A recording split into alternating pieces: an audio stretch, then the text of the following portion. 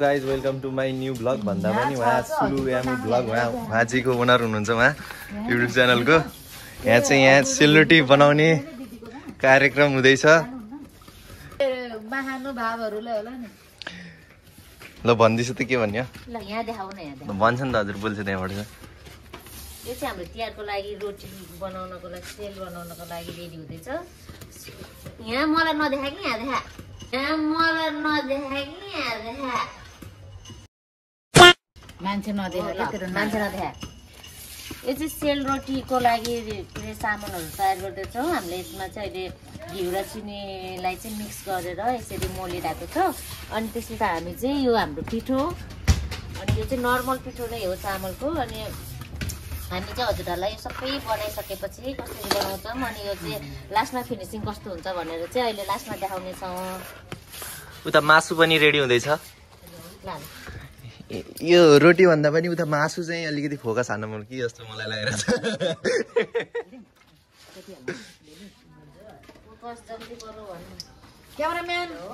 उता यहाँ मासुको लागि नै होला, यहाँ लसुन छोडाउने कार्यक्रम भइरहेछ होइन। सबैजना यहाँ काम गरिरहेछ मलाई।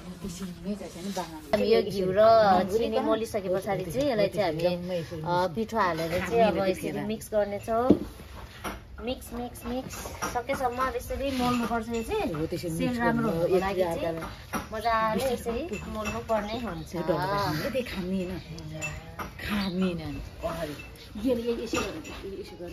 यहाँ रोटी पोल्ने कार्यक्रम सुरु भइसकेको रहेछ।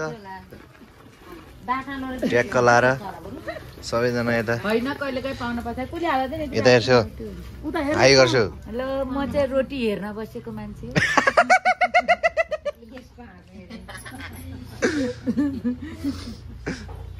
ल यता हेर्छु त।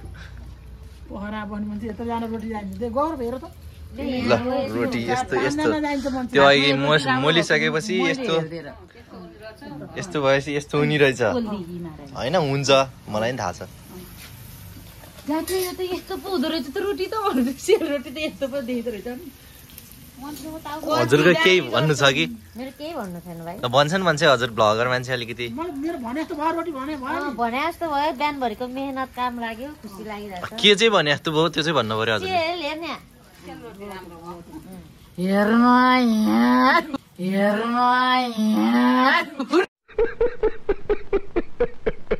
त्यो खन्नी नै गराएको है त गाइस, यही हो अब।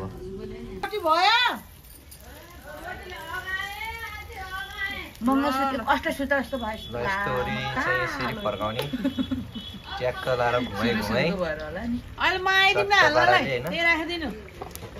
के रे बनाऊ उनीहरूले नै हो हुन त सुरु यसरी है। रोटी हाल्ने मान्छे हिँड्ने हुनुहुन्छ यसरी भइसिन्छ ट्याक्क। सुरुमा भयो र आमा फेरि त्यो आगो पनि बोल्न देखाएन कि हावाले त्यहाँ। के चुलामा रोटी नै हुन्छ स्वाई बुढी यहाँ हालेर चट्ट पाराले।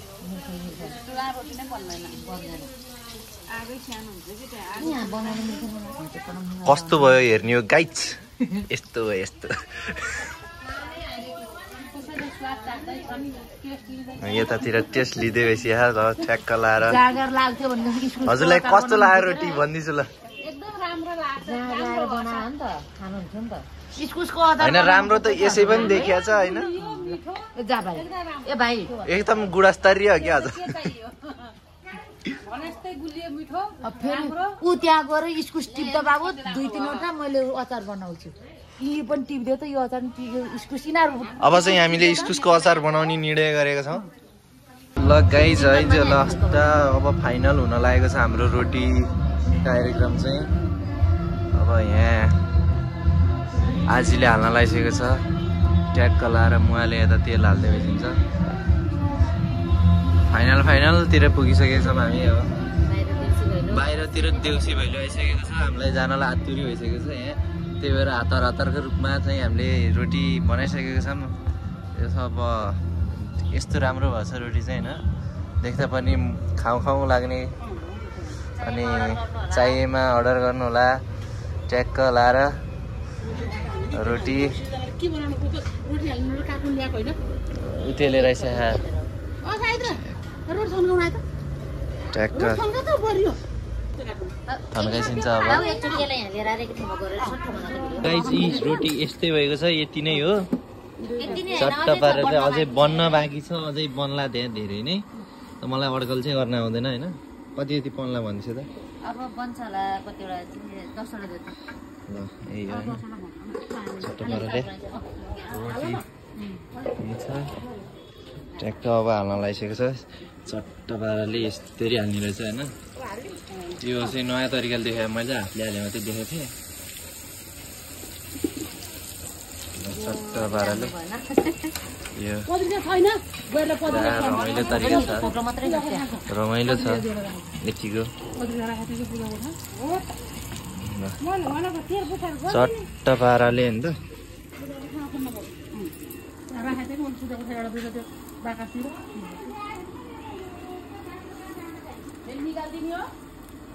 हामी चाहिँ अन्तिममा आएको होइन त अब त्यो बिचमा चाहिँ के राखेको त्यो भनिदिनु पचौर राख्छ हो त्यस्तै होइन गरे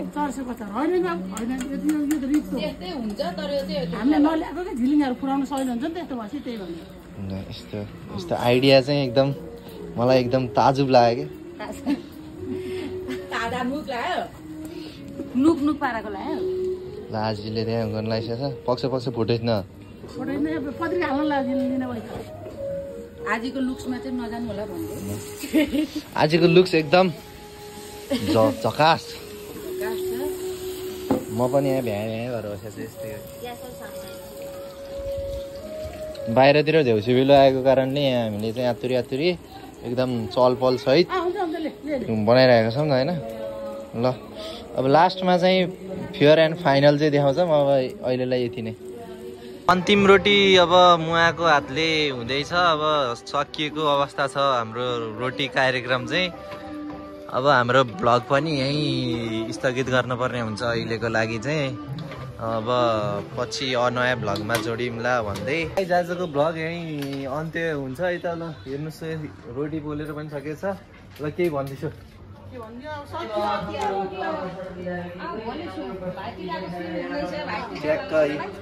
रोटी यहीँ छ यस्तै सबै रोटी अब ल त्यही गाइस